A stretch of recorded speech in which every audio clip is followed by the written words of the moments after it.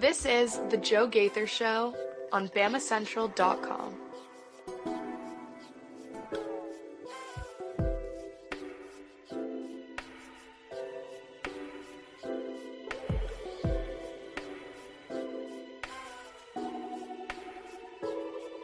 Good morning, Tuscaloosa, different world, West Alabama. How are we doing today on a Tuesday? It's Christmas Eve. I hope you and yours are having a Merry Christmas season, a Merry holiday season, whatever holidays you're celebrating. But we're celebrating Christmas here, getting ready for that on the Joe Gaither Show. I hope you guys are having a great day. I appreciate everybody watching us on the Bama Central YouTube channel, the Bama Central Facebook page, listening to us on Apple Podcasts, Amazon, Spotify, wherever you get your podcasts. Red Circle, BUBBL, Clipped Up.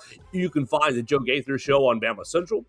We appreciate everybody who is subscribed, rated, reviewed right there. Where show is brought to you by Derek Daniel State Farm Insurance right here in Tuscaloosa, Northport, West Alabama. You can find Derek Daniel right there off McFarland Boulevard, off Highway 69 North, past the Tiger Rock on the left. Call Derek for all of your insurance needs at 205-758-3391. Like a good neighbor, Derek Daniel is there for all your home, your life, your auto insurance needs. You got probably just one more day to call them until right after Christmas. You can get them back on track at 205-758-3391 for your free auto insurance quote. We're also brought to you by Purple Turtle Roofing. You can call Purple Turtle Roofing at 877-787-6635. Purple Turtle Roofing is going to make sure that you are good to go for whatever life throws your way. You know that there are storms coming. You need to make sure that your roof is safe and secure. You know that Santa Claus is coming to town this week. It's probably a little late to get that roofing inspection before he lands,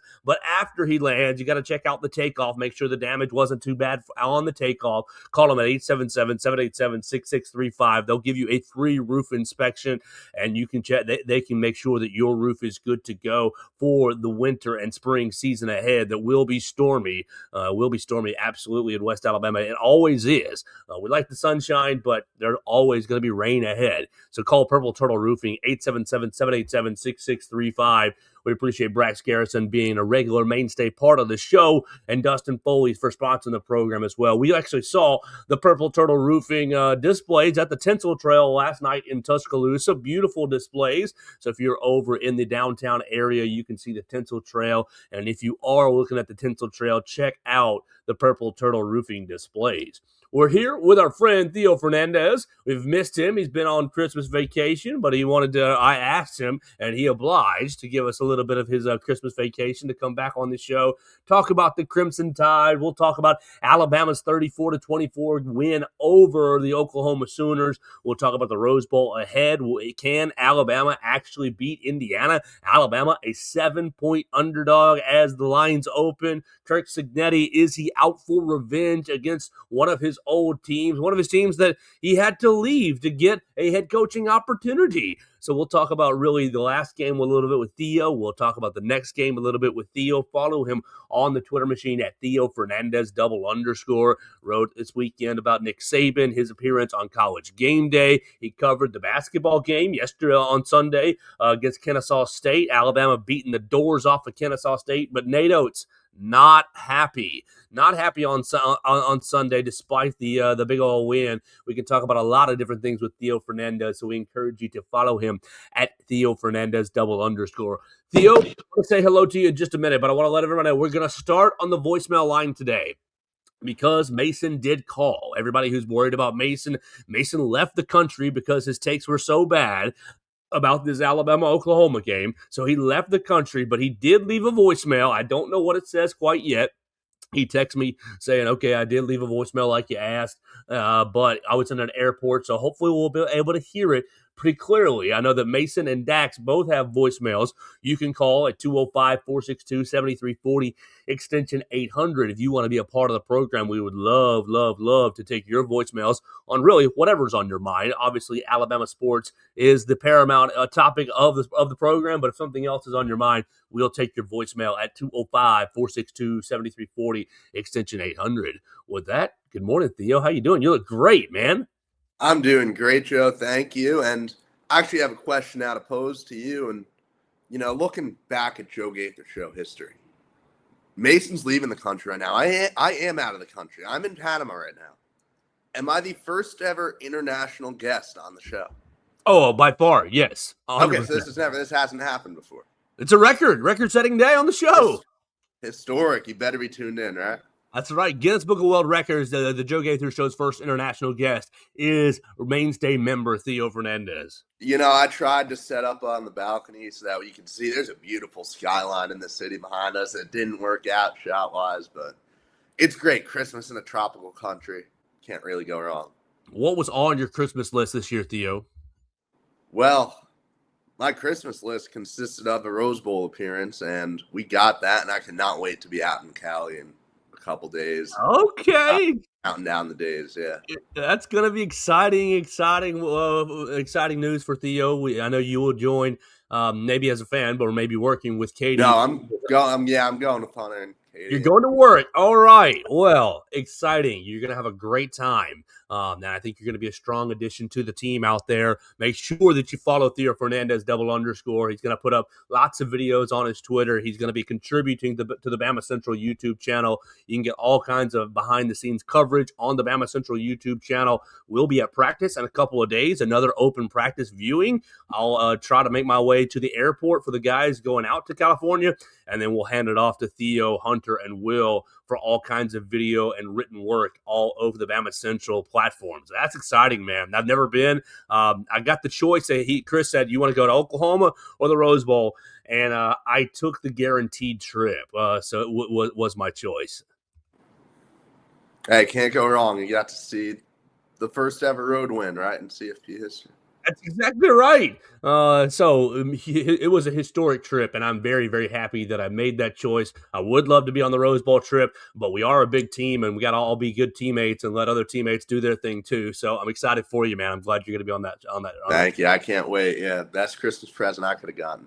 There you go. That's sweet. Well, let's start with the voicemail line, like we said, because Mason really, since the clock hit 0 in the SEC championship game, was 21-3 Oklahoma, 21-3 Oklahoma, 21-3 Oklahoma every dadgum day. I got him moved all the way up to, I think he said 24-13. Maybe he said 21-13 on the Football Friday before the show. But no matter what he said, he was wrong. And so I asked him to leave a voicemail on Friday before he left. I said, hey, man, if they win, call and pound your chest. If they lose, call and say, I'm sorry. I don't know what he has said, but this is the voicemail from Mason. You can call if you've got thoughts at 205-462-7340, extension 800.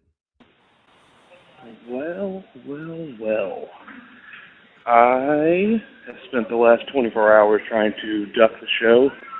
I was a bit scared for my comeuppance. I am here in the airport on a layover as I get ready to go on to my trip for the next week, just praying that there's no chance I run into the Alabama football team somewhere, because I think they'll have some choice words for me. I was totally wrong about this football team. They showed me everything I needed to see from them in this game to really give me some confidence they might be able to make a bit of a run here. That's probably crazy to say, but anything's possible at this point. That blew my mind. Props to them, props to Ty, props to everybody for playing so well. There were still some hiccups here and there, but it doesn't matter at all when you win the game. I was wrong, folks. What up, guys? Okay, that's Dax on the next voicemail, but first we'll react to Mason's call.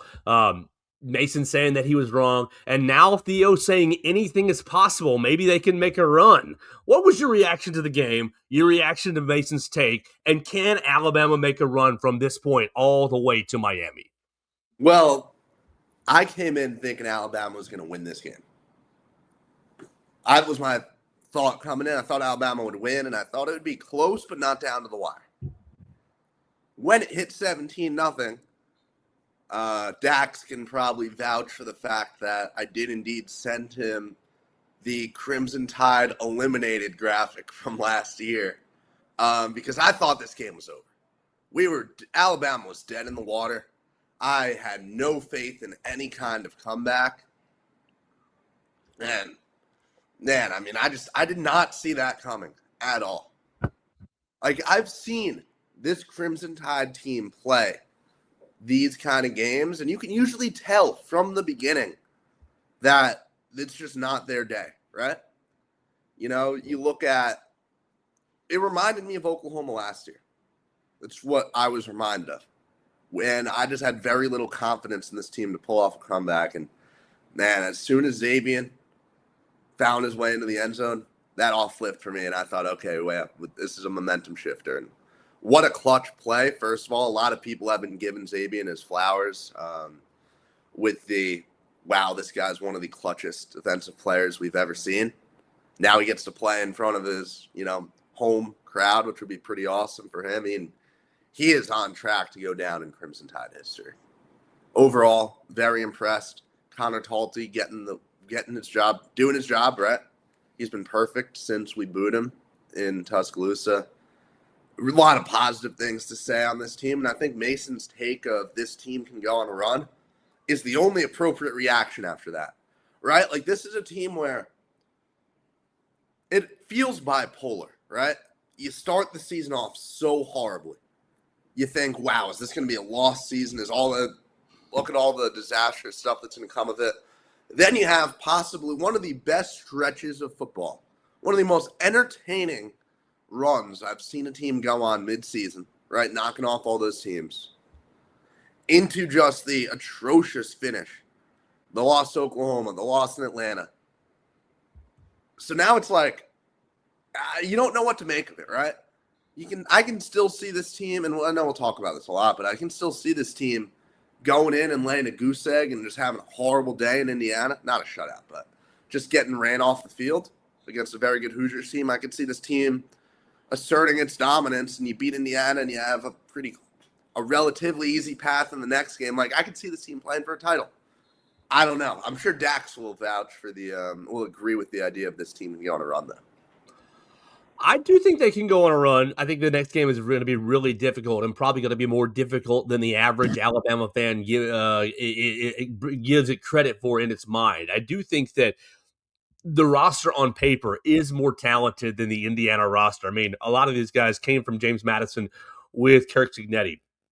But what I think that they do is I think that Indiana plays at such a consistent level that throughout they have throughout the 13 games. And I think that Indiana plays so true to itself. We know our strengths. We know our weaknesses. We'll lean into our strengths. We'll mask our weaknesses consistently. We're not going to mess things up as far as big penalties. We're not going to mess things up as far as turning the football over, that kind of thing, bad special teams. But and so I do think that they're going to be a pretty difficult out. Obviously, Vegas thinks so as well because they have Indiana as a 7-point favorite. And you, if you're a gambler, may find some value in that. You might. I am not really a big old gambler, so not going to trail you on that. But just putting that information in your ear if you're thinking about making a wager. But I think it's going to be a tough game. From there, I'm not really sold on Oregon, and I'm not really sold on Texas Tech. I do think Oregon is extremely talented, and I do respect Dan Lanning, but I think that Oregon has a little bit of a problem like Alabama, to where they sometimes flip on the switch and flip off the switch. And I think you saw that in this playoff game where against James Madison, where they had the switch flipped on and they were beating their brains in, and then they just went into kind of coast mode and let James Madison, get some respectable points back. They didn't. It was never close, but got some points back. And then for Texas Tech, everybody's really impressed with Texas Tech's defense. And look, on paper and on the numbers, you have to be respecting it. They've got some really, really good players. Linebacker Rodriguez, I think the defensive end is named David Wilson. They've got some really, really good players. But I just don't think that they have faced a real high-level offense, and maybe Alabama is not that, but I do think that Alabama is a better offense as a whole than most of the offenses in the Big 12. And so I mean, I think we'll see that this coming up round with Oregon and Texas Tech. I think this Oregon offense is going to really test this Texas Tech defense beyond what they've been tested with so far in the Big 12 season. So I do think Alabama can make a run. And what is a run per se? Is it winning a national championship? No, I don't think so. But a run is winning another one game, winning another 2 games, and I do think that is definitely possible for this team. I completely agree. And it's weird because the idea of a playoff run still feels so weird to me. Like, it doesn't sit right necessarily. And I've said it before, I'll say it again. I think we should still be playing a 14 playoff. That's very besides the point. But, I mean, at the end of the day, if Alabama goes in and plays in the biggest bowl game that exists, right, the granddaddy of them all, and beats the number 1 team, that's a successful season. That is, you cannot complain about that end result, right? And I think this is a team that's set up very well to do that right now. I think as long as they give Indiana a nice run for their money, anybody who's really complaining about Coach DeBoer needs to go kick rocks. To be honest with you, we appreciate Barry Nummy chiming in on the Facebook machine, always chiming in with some comments. We appreciate you, Barry. I hope you have a great day and enjoy the show and have a Merry Christmas season.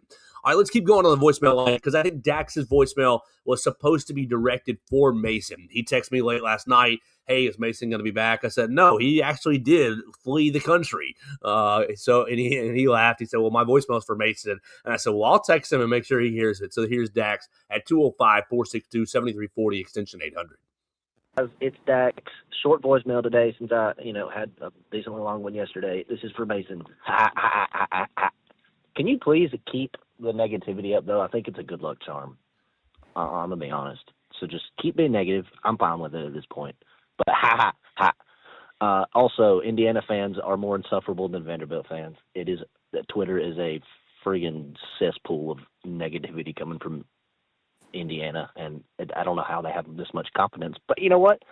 The yummiest rat poison ever. I love it. All right. Roll Tide. There we go. You think Mason's negativity is a good luck charm for this team? I mean, you heard Ty Simpson. Ty Simpson was thanking Mason specifically after the game. He said, you guys didn't believe in us. Y'all wrote us off. Now, Dax also wrote him off, though. So maybe Dax, with his anti-Ty Simpson call after the Georgia game, is what motivated the team. Dax, maybe you have to keep up the negativity as well, my friend.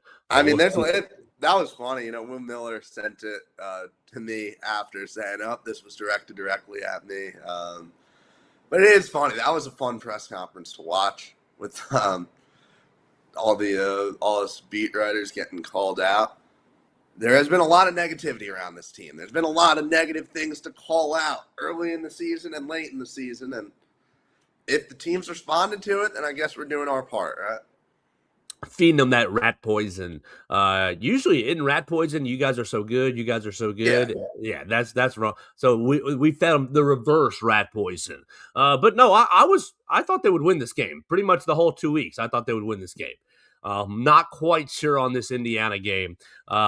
This morning for Bama Central, I wrote about the third down approach for Alabama's defense, all against Oklahoma's offense. So that was my film review. If you guys want to check it out, I would really appreciate it. I broke down all 18 third down attempts for the Oklahoma Sooners. You can see that on my Twitter machine, and you can see that on BamaCentral.com. We broke down all 18, exactly what Kane Womack was doing defensively, coverage-wise, what he was doing blitz-wise, really what Oklahoma was trying to do to move the football. And really, I think that is the biggest difference in the game from a foundational standpoint. Obviously, people looking at the block punt, and I think that was huge. And obviously, people saying, well, Ty just found Lozia Brooks. That was huge. And Jeremy Bernard just catching the football. I think that was huge for sure.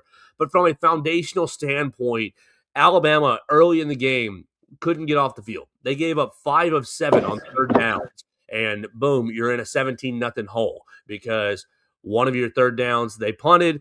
The other third down they missed. They kicked a 51-yard field goal. The other 5 first downs that they got on third down led to touchdowns. Like they strung drives together. They took 15 minutes of the first 18 minutes of the game. They took with the ball. because they're just grinding and converting 3rd and 6, converting 3rd and 3, converting 3rd and 5, converting 3rd and 10s. And really, I think that was the biggest tangible difference in the game, is going from 5 of 7 in the first little bit of the game, first quarter and change, just right at the I think the midway mark was at six or so minutes, was Alabama's 3rd down stop that led to the block punt. And really, the difference to me was John Mateer made plays in those first seven first downs. He found Deion Burks in some very tight windows, and he made some plays with his legs as well. I don't really think that Alabama got schematically beat. I know Kane Womack has been really, really under the microscope ever since he came to Tuscaloosa. Oh, he's blitzing too much. Oh, he's not blitzing enough. Oh, what's this swarm defense? We've been used to the 3-4 all our lives because of Nick Saban and 3-4 pattern matching defense, and now we're going to vision coverage, and is Kane Womack, what's he doing? The run defense sometimes, to start both the seasons, not so hot, but now really at the end of both the seasons, really, really good. I think that really John Mateer made plays in the first little bit, finding tight windows and making throws. But I think the Alabama pressure and I think the coverage was really tight throughout the whole game, that I think that John Mateer just wasn't able to maintain his consistency. I don't think that Alabama got schematically beat in the first little bit of the game. I think that, you had a couple of passes to Deion Burks in some really tight windows, and one of them on the sidelines, the one they reviewed, obviously, ended up going for a touchdown. You ended up with a 3rd down conversion that everybody was man-to-man locked up, but Deshaun Jones falls in coverage, slips and falls in coverage, and boom, Mateer finds him. I think Mateer was really, really good early in the game, and Kane Womack said as much in his post-game press conference. And not to say that I think he reverted to the mean a little bit as the game went on. The biggest thing to me, was the drop by Xavier Robinson. But come on, are we really counting on a running back to catch a deep post route 40 yards down the field? It was kind of a broken play, and yeah, he probably should have caught it, and it probably would have gone for a touchdown. That it would have taken the score to 24-7, which would have been a pretty big hole. He's right there, but he drops it. They take a delay game, they punt's blocked, and everything's rolling from there. Just small little things, but I think Alabama's pressure really, really cranked up. They got pressure with 4 or 5 rushers, and I think they confused John Mateer by mixing up coverages throughout the 3rd downs. They were playing cover 3, they played cover 2, straight up cover 2, they played Tampa 2, they rolled into inverted cover 2, played cover 1. They did all kinds of things, and you can read about it on BamaCentral.com. I wrote about every single 3rd down, what the coverages were, and what the blitz packages were, this, that, and the other, and what happened to John Mateer. But Theo, just what did you think about Alabama's defensive performance through the game? Yeah, Joe, this is quite simply one of the clutchest defensive units I've ever seen. At what point in the season, excluding FSU, has this defense set Alabama up to fail? No times. You look at the losses, right? Oklahoma, the first time around, you held them to a field goal in the big moment, right? First of all, you were getting put in horrible positions all game. Then you hold them to a field goal, and Oklahoma could have scored a touchdown, made it even harder, and you gave the offense a chance to go and win the football game. Georgia, you had to deal with the blocked punt. Another touchdown came. You only allowed 2 touchdowns on real drives, right, against one of the best teams in the country. And then Oklahoma just getting the blocked punt, which obviously that's more the punter messing up. But, hey, you made the play. And then the pick 6, which I already talked about, was just insane. Like, this unit plays up to the moment. You make the argument that sometimes they play down to competition at times, but that won't be a problem now when you're only playing elite teams the rest of the year, right? Like, you almost go into, and this is a big statement here, but you almost go into this Indiana game expecting that the defense will do something big at some point in the game to set the team up. Like, it's almost a given at this point. It is a unit. They are built for the moment, whether it's Bray, Hubbard, who I know DeBoer talked about him yesterday and just how far he's come. And I mean, we call him Big Play Bray, right? That's the nickname that's taken hold. I don't know how widespread online, but I know on campus for sure. And he's there. Zabian is there. We've seen Tim Keenan now falling on balls, blocking the punt. Like, there are just a bunch of players who understand and appreciate the moment and are able to step up in it. And it is an incredible thing to watch as just an enjoyer of football. And then even when they're not making the big plays, right? Just the down-to-down football, very good. I mean, you're prone to give up some really long drives at times, as we saw in the beginning of Oklahoma. But generally across the board, they're solid. You don't allow a team to march the length of the field that often. And then how about Kane Womack? Kane Womack makes very good adjustments, right? He is a guy who can understand what's being done. He can understand where the defense is falling short, and he can make those changes quick, whether it's personnel, whether it's giving them different looks. He is just a great in-game coach, and that is a phenomenal thing for this unit. Yeah, I would really hope that Alabama obviously, I think the coaching carousel is pretty much wound down, but you never know what might happen. But I would hope that Kane Womack stays on this staff for a long, long time.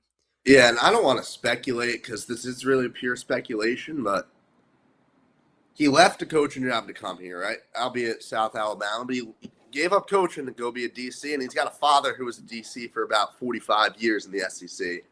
If there's anybody who understands, like, yeah, I just want to be a defensive coordinator, I don't want to run the whole team, I feel like it'd be Kane Womack, right? That's what he said when he got here. He said, hey, I realized how much I miss calling defenses, and maybe that was just a PR answer, but we're going to run with it right here in Tuscaloosa. I think that you need to be giving that man his flowers. I know that sometimes you can say, why'd you call it that way? But when you look at it in a larger picture, view, I think you can be pretty happy with Kane Womack. The pick six that Zabian had was totally schematically done, and obviously, we talked about it yesterday with Hunter Brantley, but John Mateer totally confused. And why was he confused? Because Kane Womack was just playing defensive roulette. Let me spin the wheel and call this play. And while it might have seemed like he was just spinning the wheel or rolling the dice, 6 means this coverage, 8 means that coverage, 12, just different plays, just mixing them up that much. I think there was definitely a method to his madness, and I think it really resulted in John Mateer being unsure of the picture that he was seeing pre and post snap, and I think it really resulted in those 7 points. He threw it right to Zabian, and I think Kane Womack had John Mateer basically in the spins. It took him a minute to get there. It took him a minute to get him into the confused state, into the what am I really seeing here? What's the defense trying to do here? But I do think that over the course of the game, Kane Womack really, really confused John Mateer. Yeah, I completely agree. I mean, we've said a lot about this defense already, but he is, I want to say wizard. That's a strong word, but he is a very, very good play caller defensively, and he just understands it so well. Almost to the point where I feel unqualified to talk about some of the stuff he does because I don't understand it fully, right? Like, he's so on top of everything, and it's a beautiful thing to watch. Yeah, there was one play on this list that I looked at that I was like, what is that? I thought it was cover 1, but I don't think it is. I think it was some sort of a matching coverage. It was I didn't really recognize it, to be honest with you. I recognized all 17 out of the 18 plays, but one of them I thought, what in the world is that? And maybe an Alabama player didn't execute the call correctly. You never know. But I just thought, wow, almost all 18 plays, there was only about 3 or 4 repeats that was like, oh, we're repeating calls. Everything else was pretty mixed up. And so pretty big hats off to you, Kane Womack. And let me also add real quick, when you're able to mask things a certain way with this defense because of the fact that you have a lot of players who are versatile, who can do multiple things. Guys like Red Morgan, even a guy like Justin Jefferson has improved so much this season. And First of all, his speed, he can make up so much ground, which you don't necessarily notice play to play, but you can put him in different positions and different spots on the field and allow him to, cover maybe starting a little further away just because of how fast he can get to a certain place. So you got him, you got Bray Hubbard. You just have, I feel like, such a talented group, especially in the secondary with the safeties, that are able to play up in the linebacker type roles. And I think the 4-2-5 is perfect for this defensive group, the players that are here. You almost sometimes worry about bringing in a new defense. How long will it take to get the right players in? These are the right players for this defense. Absolutely. I'm really enjoying watching the Alabama defense. Let's go back to Dax's voicemail real quick. He made a point about maybe, I think he said, arrogance of the Indiana fans or confidence of the Indiana fans already online, and wondering where that confidence comes from. Well, Dax, come on, man. You're smart. You're really smart. The confidence comes from Indiana being 24-2 over the last 2 seasons. The confidence comes from beating Ohio State in the Big Ten championship, who many people, including myself, said was an unbeatable team, said was, it was Ohio State and then everybody else. But Indiana goes out and beats them. No, I do think Kirk Cignetti outcoached Ryan Day. I still think Ohio State is a better football team than Indiana, but the confidence comes from winning these games, and their confidence comes from Kirk Cignetti. What do you say? I win. Google me. I mean that this fella has been an absolute mastermind, really, since he's taken over as a head coach, and so I am, not in the we're just happy to be here camp for Alabama at the Rose Bowl, because obviously I do expect them to perform well and to hopefully win. But look, the Kirk Cignetti over the last 3 seasons, 24 plus 11 is 35, 35-3. He's 35-3 over the last 3 seasons. You want to take it back one more? 35-8 is what? 43 and 4, 3. See, 5-3. He's 43-8 over the last 4 seasons. With a couple of conference titles with James Madison, won the Armed Forces Bowl. And then, obviously, last season got to the college football playoff, lost in the first round, and it's 13-0 this season. So there's a lot to be confident for. I'm not quite in the happy to be here category, but I do think that Alabama needs to be respecting their opponent here, Theo. Yeah, I agree. And look, if I was an Indiana fan right now, I would be the happiest person on this planet. I would be the most insufferable fan.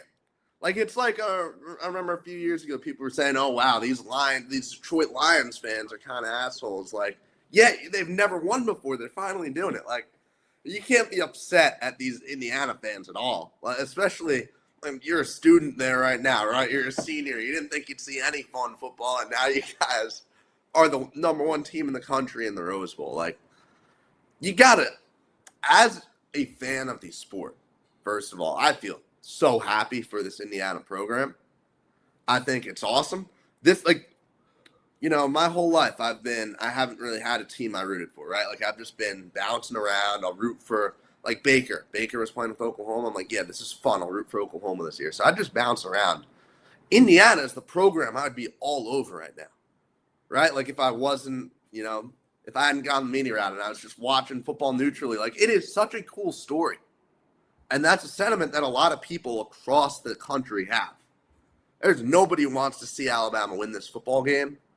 And I think it's all feeding into these Indiana fans who think, wow, like, this is a shot at a national championship that we never thought we would have. This is already the best season in their program's history. And you go into the biggest bowl game and beat the most historic program. Like, it's unreal that Indiana's in this spot. So you have to feel happy for them, and I'm not going to sit around and complain about their fans at all because I think it's all warranted.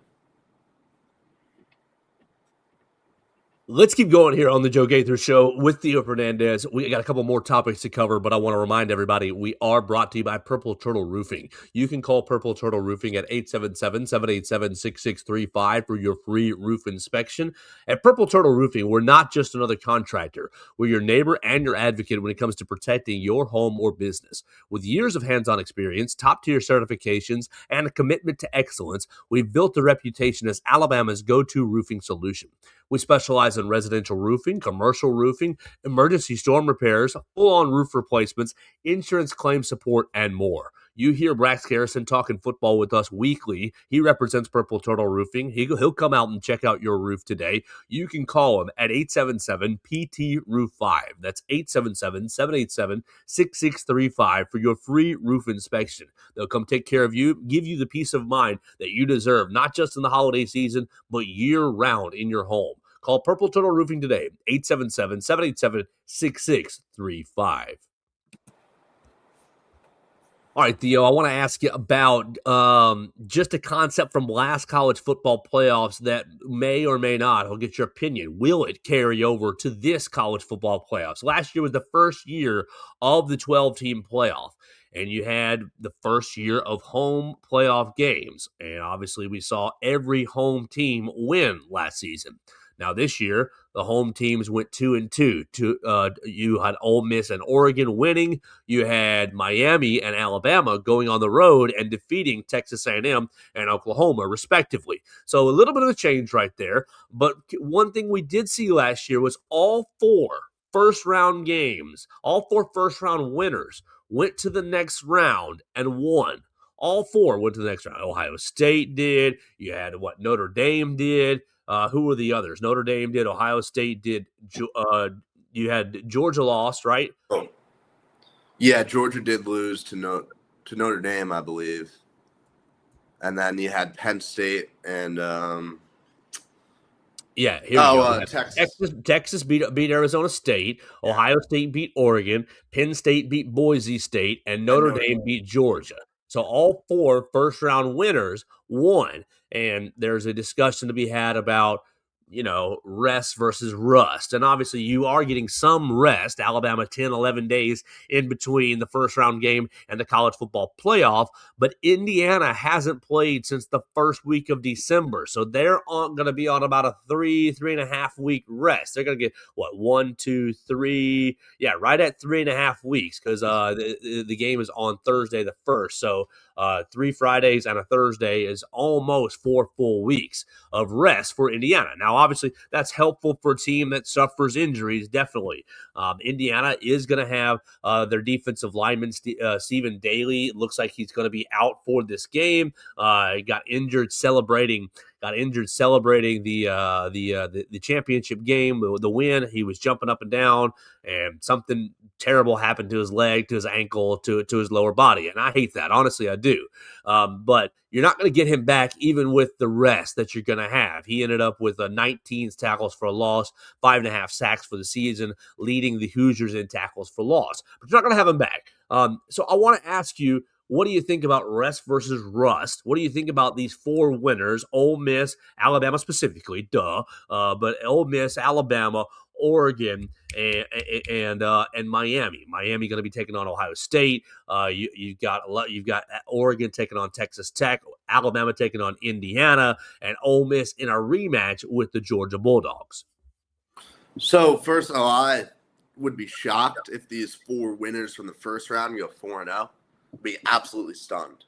However, I do completely believe that you are put at a disadvantage by having that long of a break. I mean, seriously, you all watched, or I'm assuming remember what happened in that Rose Bowl last year between Oregon and Ohio State. Oregon was a phenomenal football team.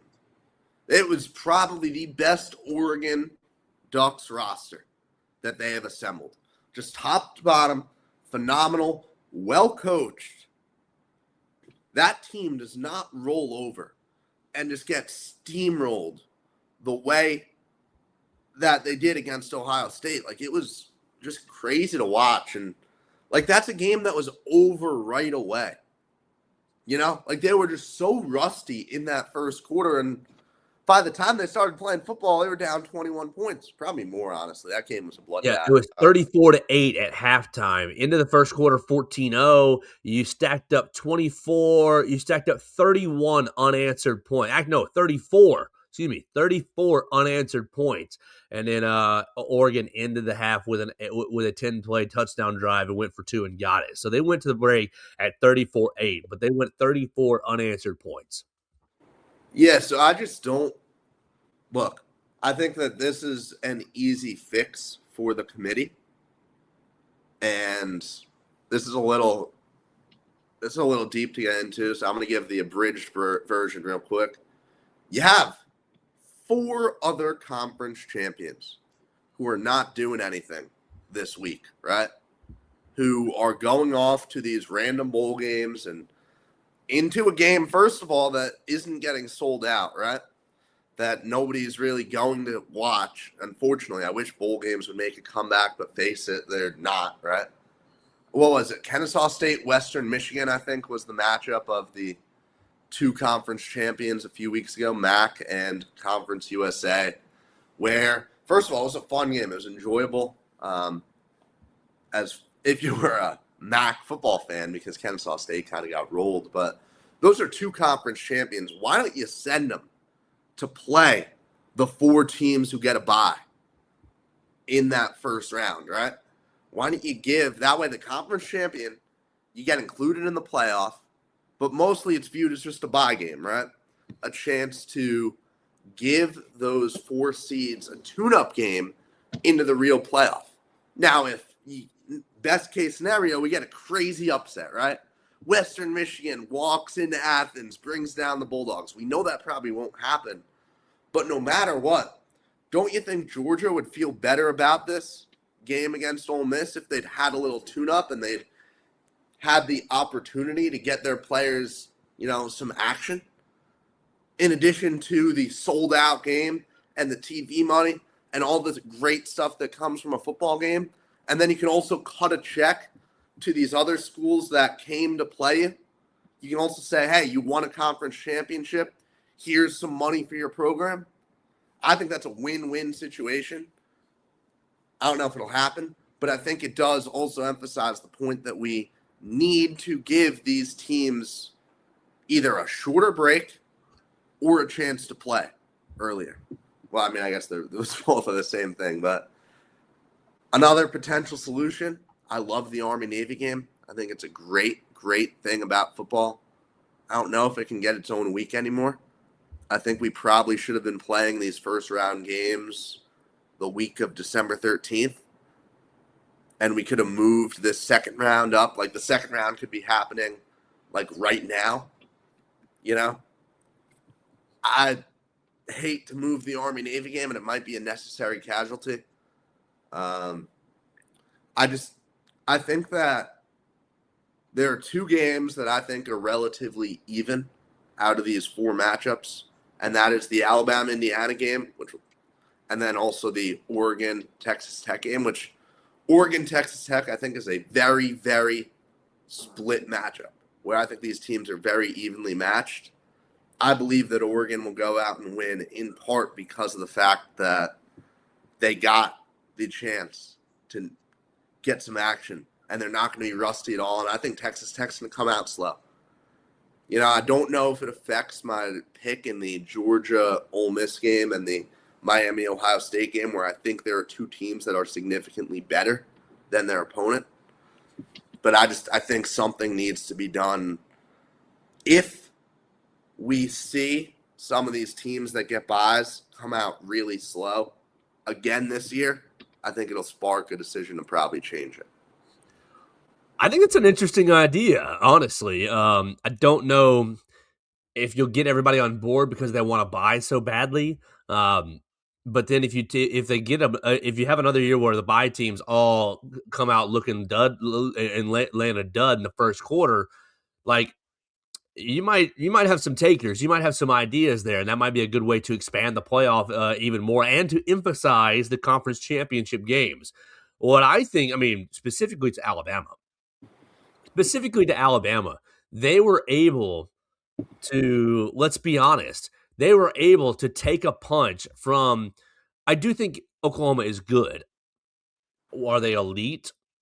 No, I don't think so. I think that they were inconsistent in all the ways that Alabama has been inconsistent this year as well. Really good defense, up and down offense. But I think Alabama's offense, I think Ty Simpson is much better than John Mateer. And I think the weapons are largely, I like Isaiah Satanga and Deion Burks had a really, really good game. But I think the weapons largely were better and are better here in Tuscaloosa. And so what you had for Alabama was you were able to absorb a 17-0 punch and a slow start and find some rhythm. Like, goodness gracious, how much deja vu were you experiencing from the SEC championship game when Alabama went 3-and-out, 3-and-out, 3-and-out, and almost 3-and-out a fourth straight time before hitting Lazia Brooks down on a flag route? And obviously that really sparked a lot of the big plays and it sparked the comeback. But I was having deja vu in the stadium. And to play in Oklahoma, who I think is good. I definitely think he's good. But do I think they're elite? No, I don't. I think they were the type of team. I mean, it was a perfect 8-9 game where, okay, these two teams are pretty similar, back and forth. Obviously played a 2-point game a month ago. But look, if you go in a 17-point hole to Indiana, you ain't getting out. You're not getting out. And so for Alabama, what it did for you as a program was let you wash off the nasty feeling of the SEC championship performance. Like, you still continue, you open the game exactly the same way, 3-and-out, 3-and-out, 3-and-out, but you were able to work your way back into it and wash off the nasty feeling. And at the end of the night, you've got several drives and several plays where, wow, we can be a good offense again. Look, we can execute it at a high level. Ty, you can make that nasty throw to Isaiah Horton down the sidelines in the second half, right? Jeremy Renard, you may have dropped some balls, but you can go over a dude's head and catch a football. Daniel Hill, you can carry 3, 4, 5 guys into the end zone on a 6-yard touchdown rush. And then the defense found rhythm, found its rhythm, and really, I mean, I think the defense was playing well and did play well in the SEC championship game given the circumstances, but they still were, well, y'all gave up 28 points. Well, y'all gave up 28 points and started the same sort of way.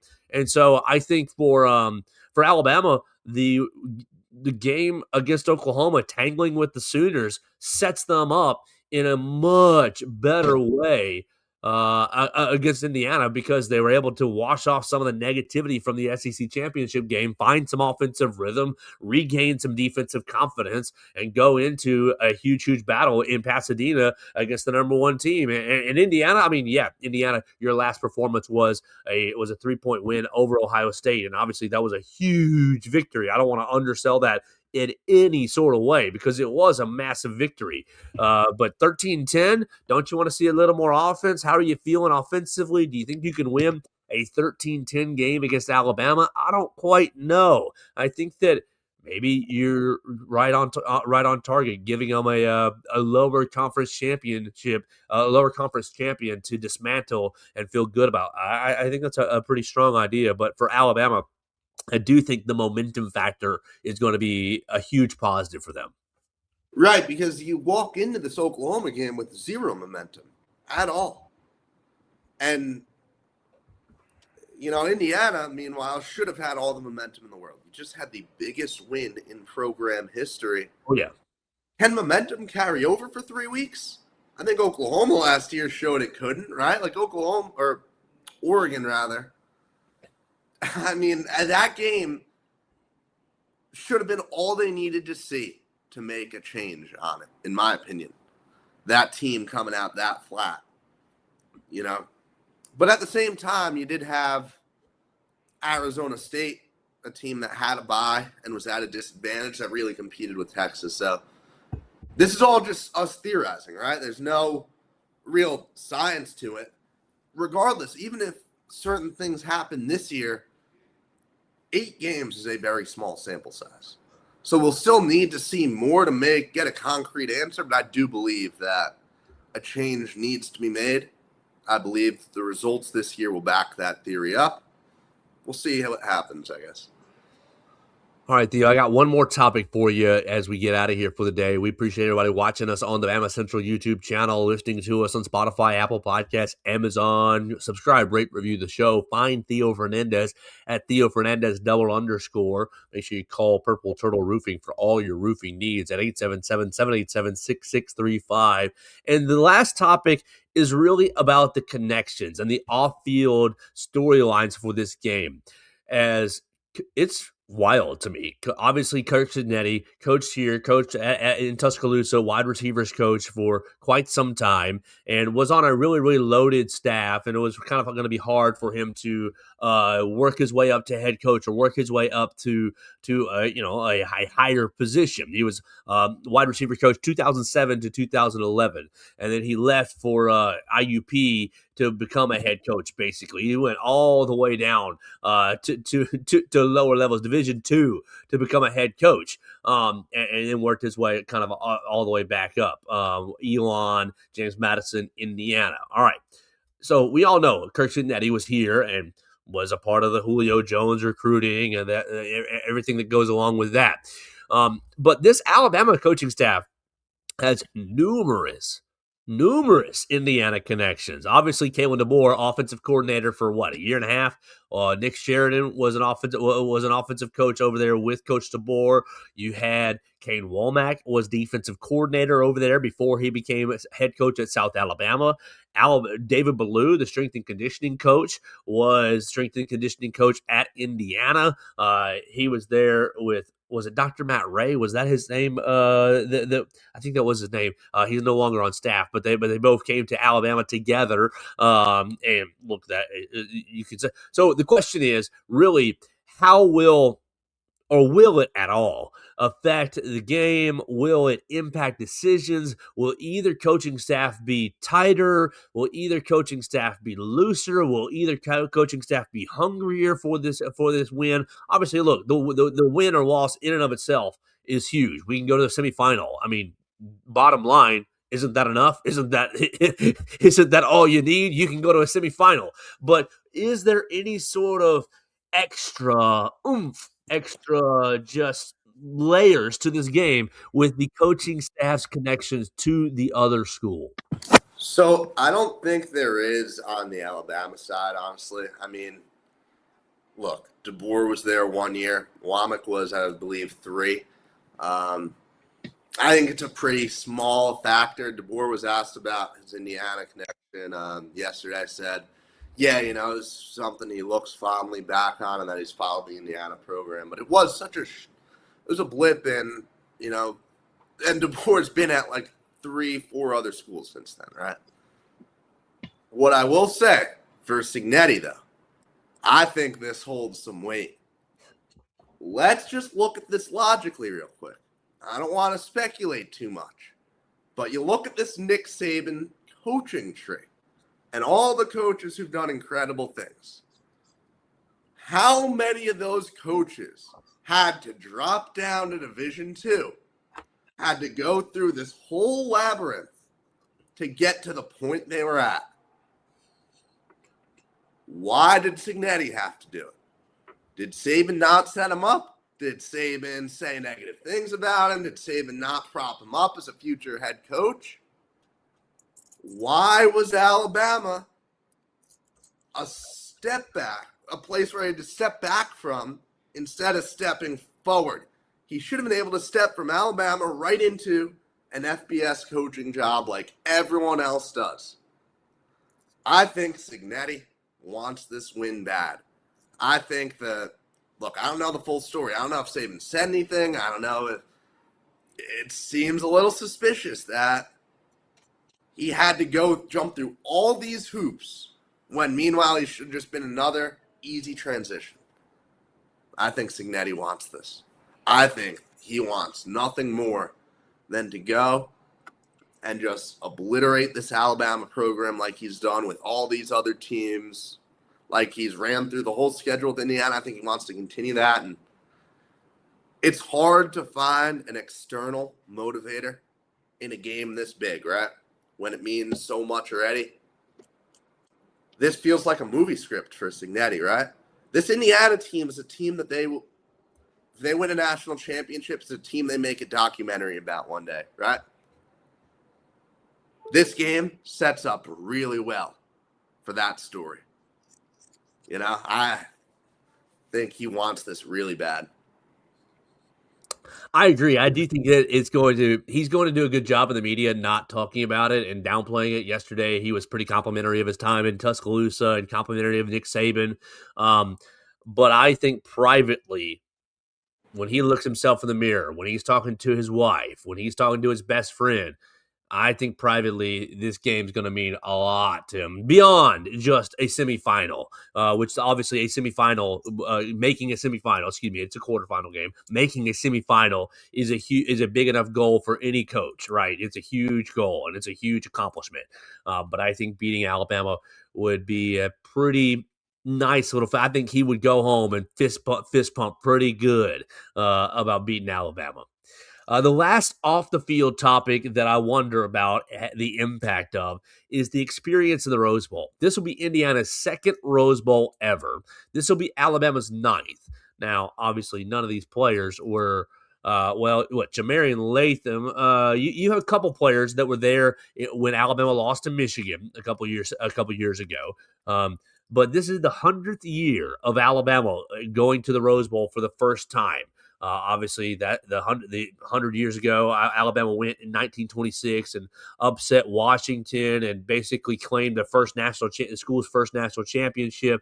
And honestly, the rest was history. You sing it in the fight song. Remember, the Rose Bowl will win, then roll on victory. It was written in the fight song because of that. I just am asking you, Theo, if the Alabama history gives the Crimson Tide any more juice. Is it worth 3 points? Is it worth 2 points? Is it worth one big play? What is Alabama's history in the Rose Bowl experience in the Rose Bowl mean, or what does it mean for this game? What does it matter for this game? I don't think it means anything. 0 points when you look at who Alabama's going up against, right? Cignetti's been defying things all year, right? Indiana all season has just been checking off another box. First year Indiana's done this. First year they've done this. First Big Ten championship since the 60s. First 11-win season. He keeps on doing things that haven't been done. You think he's sitting in his room thinking, oh, no, Alabama's played in more Rose Bowls? No. For Alabama, for Kalen DeBoer, I don't think it holds much weight, right? Obviously, you talk about the Bama standard. You want to live up to it. I don't think it has any in-game effect at all. I do think, to my knowledge, Indiana doesn't have all these California kids like Alabama does. If you want to say there's any environmental factor, there it is. There's Xavier and Domani playing in their home state. Xavier, all the obviously modern day DJ Lee, right? If you want a California tie-in, there you go. Guys want to play in their home state. But I don't think the actual Rose Bowl will have any effect on the game. You got Jackson Lloyd, Dijon Lee. You've got walk-on linebacker Grant Jackson. You've got Caleb Edwards, freshman tight end. You've got punter Alex Asparuhov. You have walk-on wide receiver MJ Sherwin. You've got Fatutua Henry, reserve defensive lineman Austin Mack. Josh Cuevas from right there in L.A. Reed Schuback, backup kicker, walk-on kicker. Josh Gazaniga, walk-on quarterback. Damani Jackson, Xavier Brown, Chuck McDonald. You've got Abdul Sanders. Those are your California guys on the Alabama Crimson Tide roster. Yeah, and Xavier and Damani especially. Xavier went to modern day, right? He's from right there. For Indiana, you have Hosea Wheeler, redshirt senior defensive line, and Jonathan Brady, senior wide receiver. Alabama wants them. Even Domani, right? We've talked a lot about his struggles. And there has been a lot to talk about, right? Even in the Oklahoma game. He's not playing the best football right now. It's been underwhelming. Played at USC. He's played in this city before, right? Don't you think he wants to, especially not knowing what his future will look like if he's back? He seems like a very likely transfer candidate. Don't you think Imani's out of eligibility. This is going to be his last game if he doesn't play well. Oh, wow. Huh, yeah. I thought he had another year. I must have been mistaken there. But wow. Yeah, don't you think he wants to show out in that city? Absolutely. Well, Theo, it's going to be a lot of fun. I can't wait to keep up with you at the Rose Bowl. We're not going to have a show on Christmas Eve or Christmas. I don't have anything for you. Catch up on the show. Please try your best. Catch up on the show while you're driving. We've got a lot of great episodes, a lot of great interviews that are out there on the Bama Central YouTube channel, right there on the Apple Podcast, Amazon, Spotify. We will be back on Friday. We'll be back on Friday for a new episode, and then we will roll right into Rose Bowl coverage throughout the rest of the week. We'll have a lot of fun right here on the Joe Gaither Show. Theo, hope you have a Merry Christmas, my man. I hope you get everything that you could want. I hope your family, you eat well, and watch a great Christmas. What's your favorite Christmas movie? It's a Wonderful Life. Easy. Yeah, easy. It's a Wonderful Life. That's a great one. I think I talked over you, so I don't know if everybody heard it, but it's a wonderful life. And it is a wonderful life here on the Joe Gaither Show because of each and every one of you that watches, that listens, that participates on the show. Leave us a voicemail, 205-462-7340, extension 800. Wish Mason a happy vacation as he's out of the country, avoiding Alabama football team because they're coming to beat him up. Wish Dax a Merry Christmas as well. Theo, wish Hunter, Katie, everybody that's a part of the show, everybody that listens to this show, we appreciate you so much. And we'll talk to you on Friday right here on the Joe Gaither Show on Bama Central, BamaCentral.com. Thanks for joining us on today's edition of the Joe Gaither Show on Bama Central. Keep up with Joe on all his social media pages at Joe Gaither6. Subscribe, rate, and review the show on Spotify and Apple Podcasts, and be sure to read us daily at BamaCentral.com.